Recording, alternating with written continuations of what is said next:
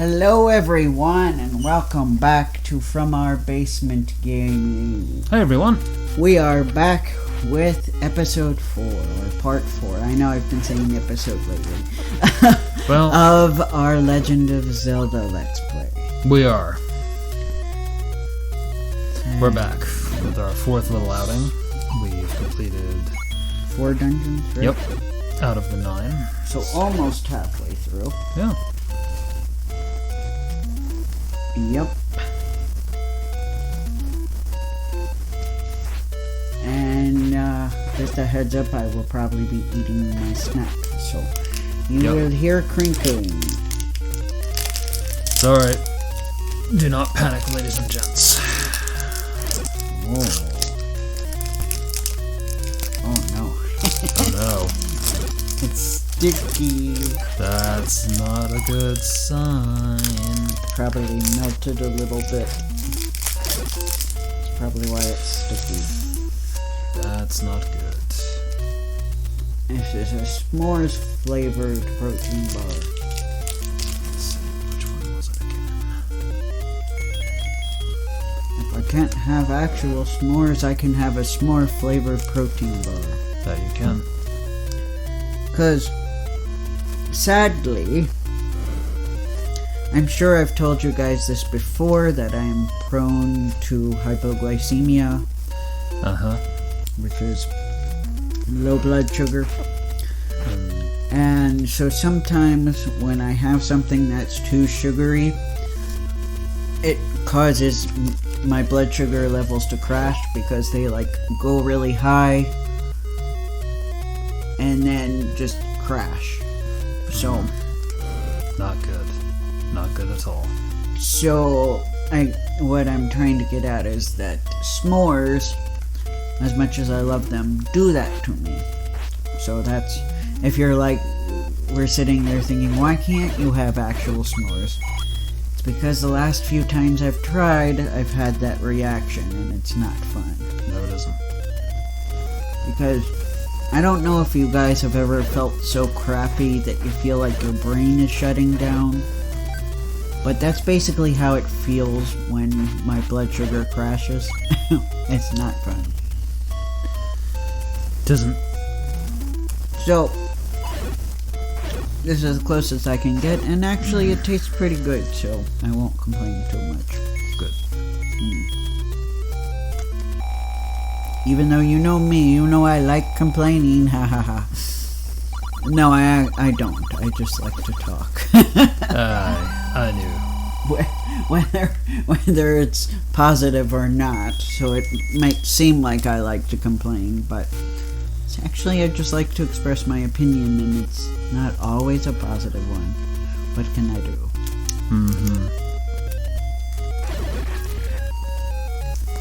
Do what you gotta do. Yeah. So, but don't worry, guys. I have plenty of stuff I love, and I think I've expressed that on this channel too. But, Yes. Yes, yeah. you have. Like your kitties. Yes. And Legend of Zelda games, other than some exceptions. Right. But I mean, I think when you have a franchise as big and diverse as The Legend of Zelda, you're gonna have games you don't like. Yes, especially when you have another third party make said game and, Well, there's also that. I mean, there could be some, big Zelda fans out there that only dislike the CDI games. Right. And if so, I give them props. I mean, that's awesome. Unfortunately, there are some mainline Zelda games I don't like as well. Interesting. Alright. You already knew that. True. Oh, are you saying interesting about the temple? Yes. Oh. I was gonna say, why are you acting like you didn't already know this? I know. Like, you've known me long enough. Yes. And we, were first hanging out around like around the time Twilight Princess came out. So I'm like, Yep. yeah, you know my opinions about the Zelda games. That I do. I know. Especially as you helped me finish Majora's Mask, which I've been sitting on for about, I want to say 7 years. Appropriate amount of time for the Zelda franchise. Those of you who've played Ocarina of Time know why that cracked me up. Or cracked us both up, rather. Yes. Suffice to say, Majora's Mask was not easy for me. No, it's fine. I haven't beaten Majora's Mask either. But I am infamously not good at games. So, like, I still am stuck on Snowpoint Temple.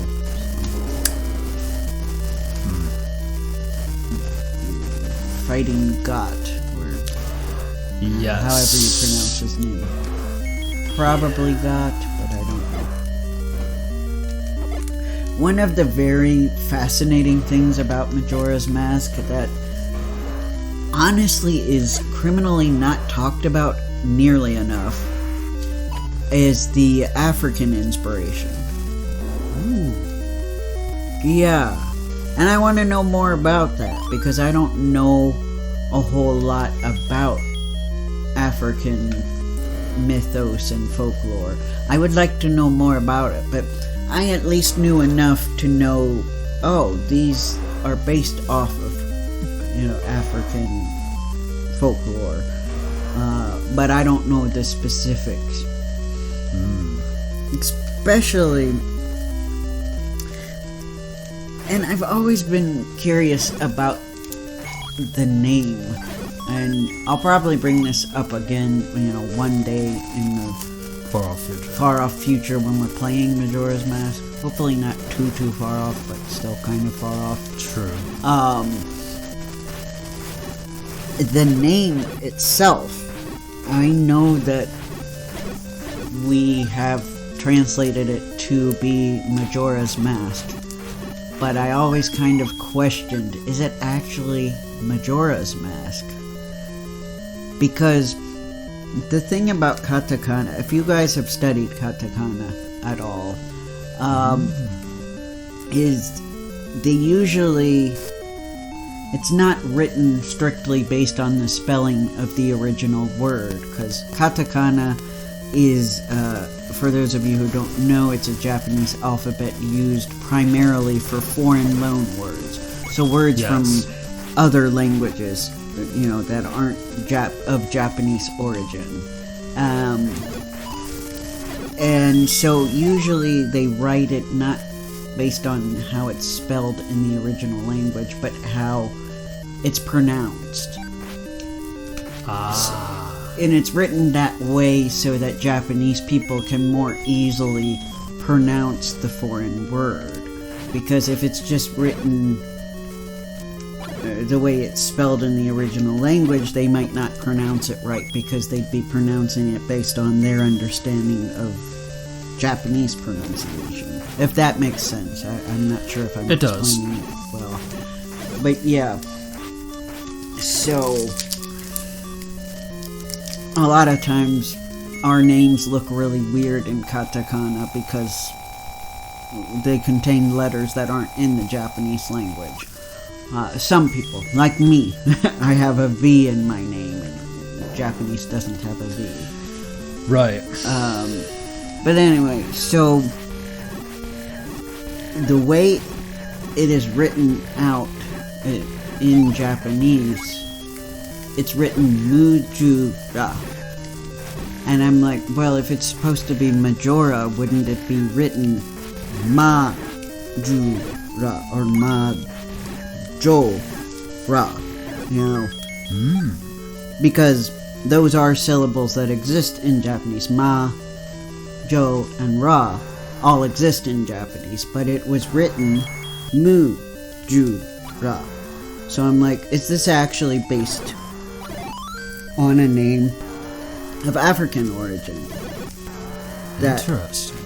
Is it actually like Mujura or Muzura or I don't, forgive me, I don't know enough, I don't know any of, like, those names, so I don't know if that is a name that actually exists.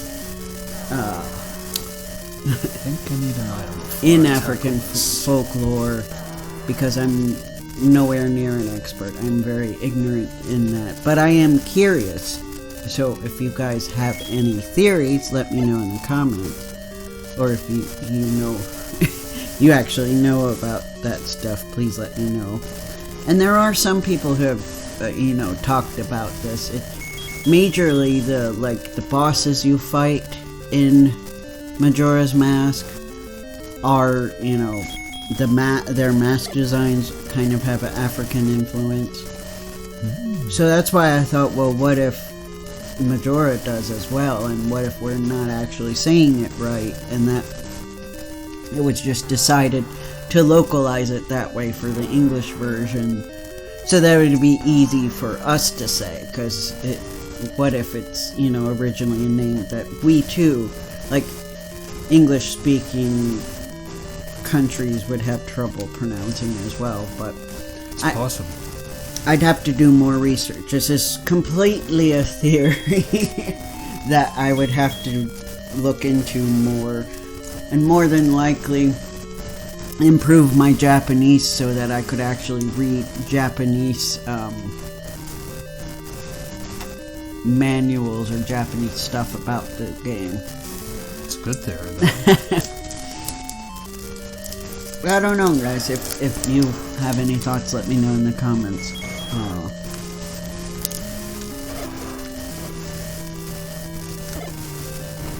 But yeah,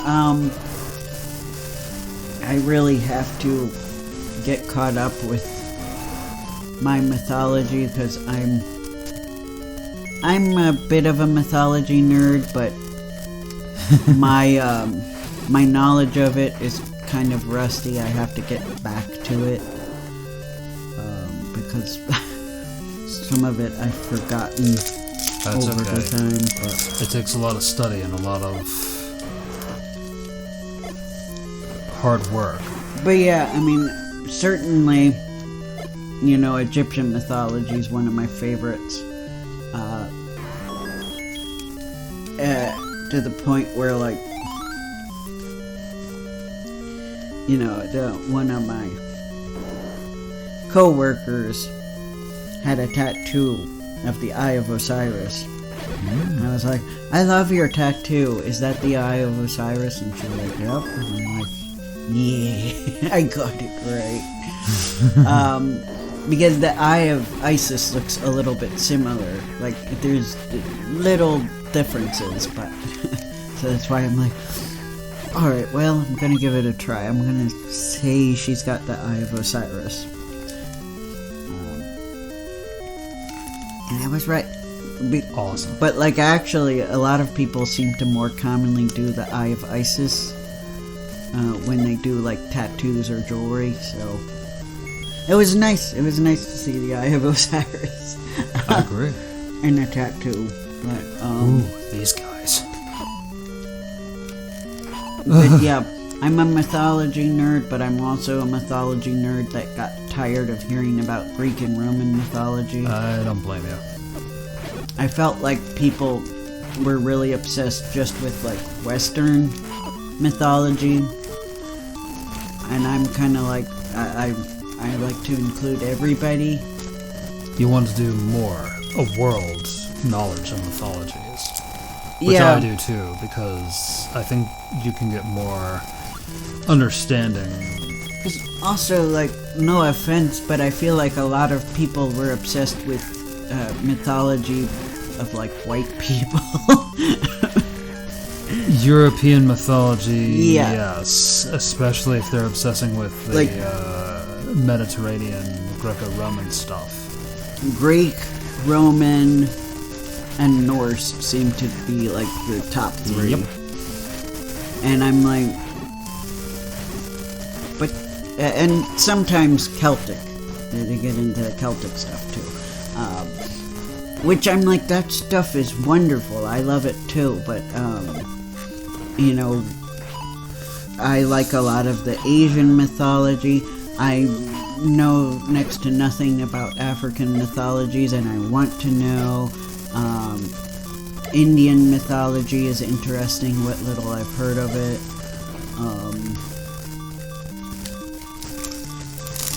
I just want to know about all of them. Sorry, excuse me.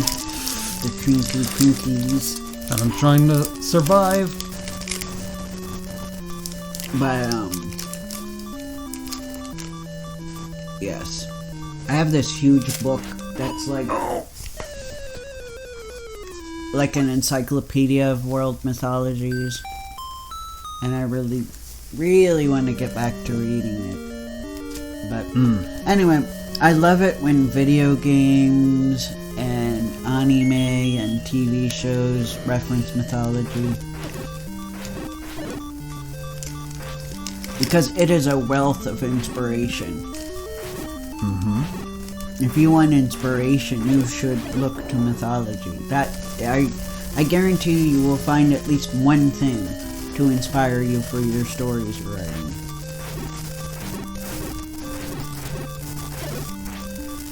And don't just look at Greek and Roman. I mean, you can look at that stuff too, Norse and stuff too, but try some of the Asian mythologies too, because they have a wealth of interesting things as well. Chinese and Japanese mythology, Indian mythology.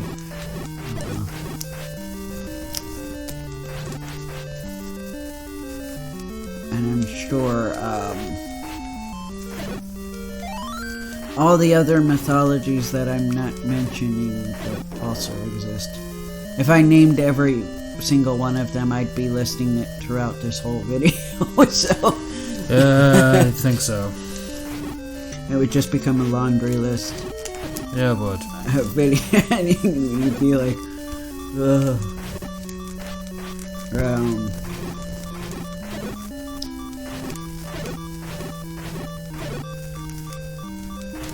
But yeah, that's probably the part of Hyrule Historia that I will enjoy. Just gonna save just to be For safe. those of you who don't know, Hyrule Historia is a big book that contains an explanation of what at the time the book came out, was accepted as the canon timeline. Yes. Timelines. I have some issue with it, but it basically covers the history of Hyrule based on the canon timeline theory that I swear part of was adapted from the fan theories. But Nintendo's like, we might as well make our own. Oh dear. Yes. And well, our brightness issue has been resolved. Yeah, now it's dark. On the monitor, but on the video this you're watching, it should be okay. I mean, this is not really what I wanted. This is like the TV's like, is this what you wanted? Now it's dark. There. Ow. But you guys don't notice it. You wouldn't notice it. No. Alright, There we're it back.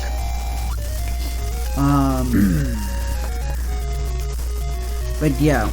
So, but despite the fact that I have some issues with it, because with them connecting all of the games, there are some plot holes. Yeah.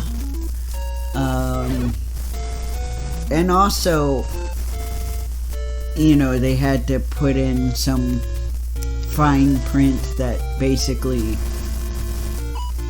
if when they add more new games into the timeline, it gets even messier. They have their, well, you know, we warned you about this type of thing by saying that since much of Hyrule's history is through word of mouth and is ever evolving, that something like parts of this may not make sense later on, or I don't know. It was some kind of message like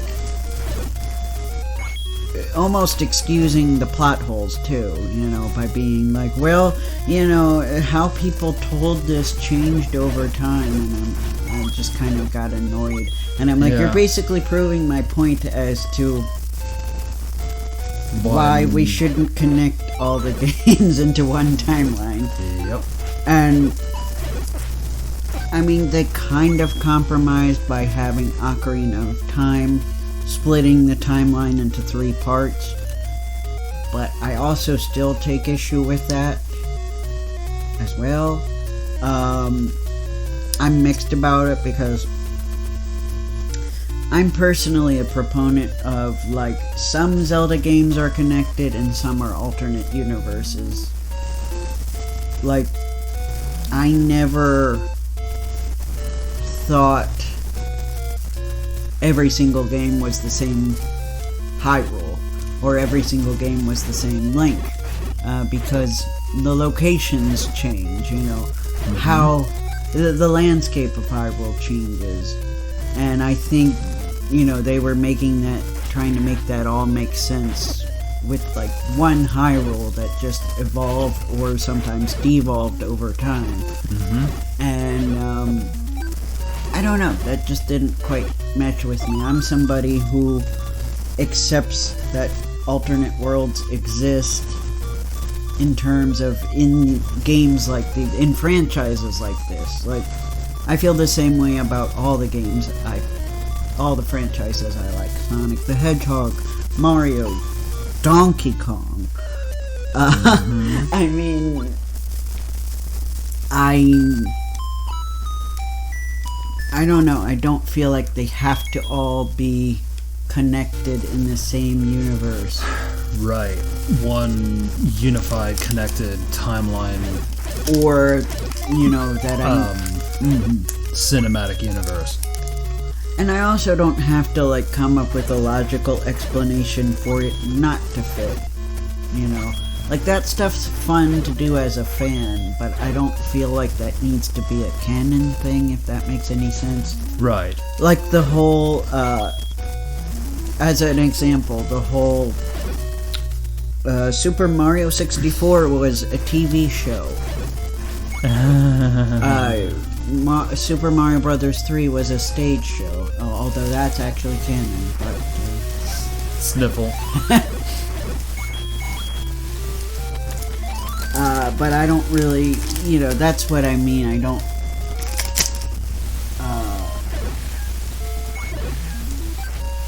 like, just to give you a small taste. And, this Hyrule Historia, I think it came out when Skyward Sword was the newest game.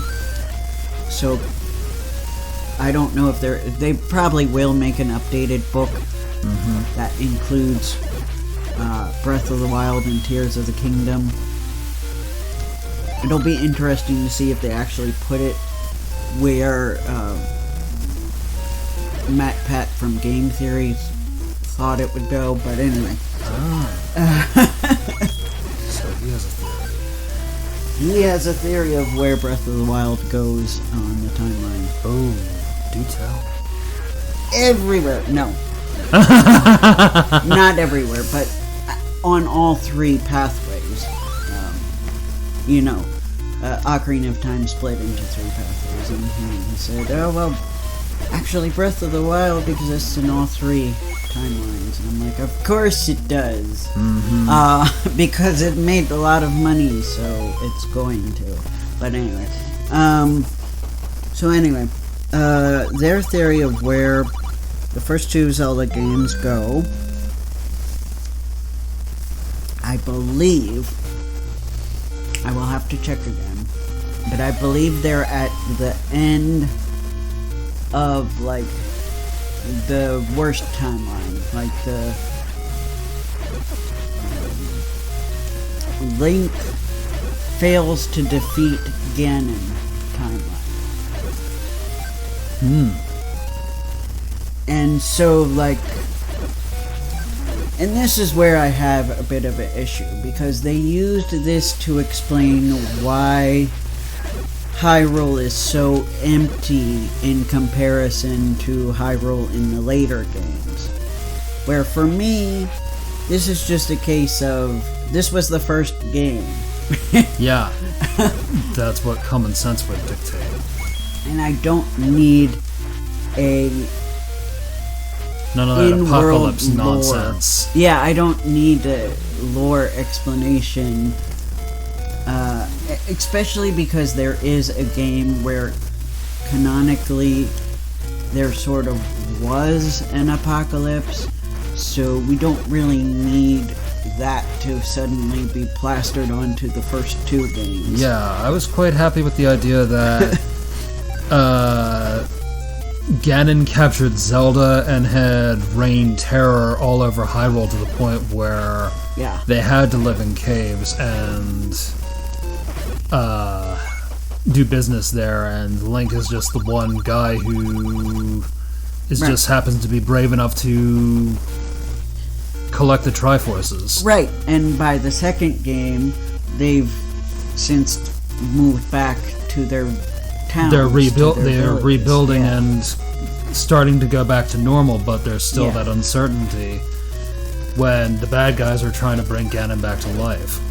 Yeah, so I didn't assume that Hyrule was in ruins. I assumed the people were hiding. They were taking refuge, like Yeah. you said, from Ganon, because their princess was captured. Yeah. So the symbol of the royal family, and I assume, since we don't see the king, that he probably overthrew the king as well. So yeah, Hyrule's in a pretty dire situation. Yeah.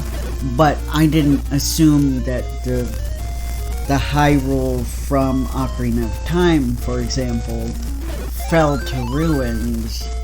No, I was of the opinion that was a different generation of Link and Zelda. Yeah, either different generation, like you felt like, or I assumed just a different world.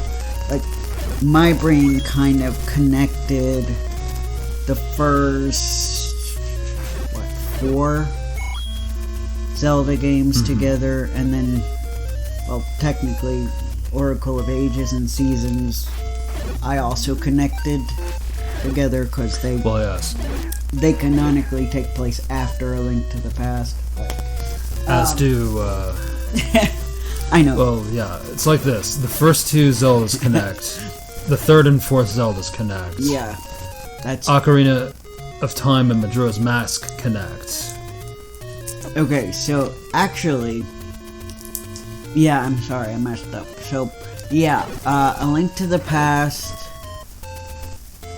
and I know later on they made A Link Between Worlds. So A Link to the Past. As if they completely forgot the other sequel they made. So maybe it's safe to say that A Link to the Past either was followed by A Link Between Worlds in one world, or the Oracle games in another world. Link's Awakening is... I don't want to spoil, but there's a reason I don't have it on the timeline. Although I think a lot of people have played Link's Awakening, especially because it was remade and released on the Switch. It was. So, those of you who probably have never played Link's Awakening played it that way. I have no interest in it because I'm not really a fan of the art style. Yeah. But Yoshi is a very popular character, so they tell me. Okay. Yeah. Yes. So he is. But anyway, yeah. I'll probably talk more about the timeline another time because we are almost out of time. Yes. It's a very complicated thing, and the way Hyrule Historia set it up made it complicated. But I do like reading how the mythos of Hyrule and the language as well. Like they kind of made their own attempt to explain I do too. the different languages of Hyrule. And that's pretty interesting to me because I probably should have been a linguist major, but I don't think that major existed at the college I went to, so... It doesn't exist as a major? I don't know if it existed at the college I went to. Oh, I'm not saying the major doesn't exist, it obviously does. I just don't know if it existed at the college I attended. I hear ya. I hear ya. I hear ya now. And certainly the 2-year schools don't have that major. So. Yes. So anyway, we are actually out of time. Well, so I guess we'll stop here. that we will. Thank you guys so much for coming, and we'll see you next time. See you too. Hope you enjoyed the discussion. Bye. I hope so too.